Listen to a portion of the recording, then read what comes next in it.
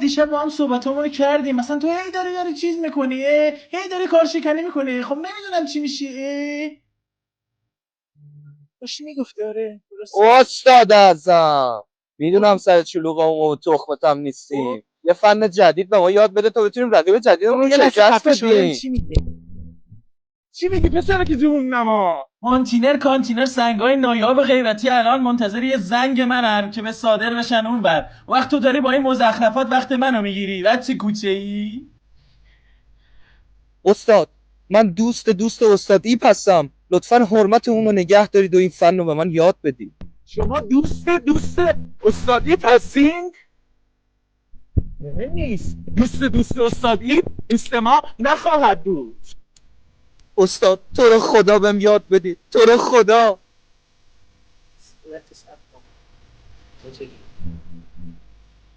بد نیستی. یه لحظه. حالا که انقدر بچه خوبی هستی میگمت باشه برات میگم.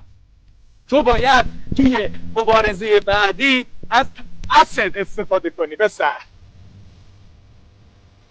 از چی استاد؟ اصلا از اسه اسه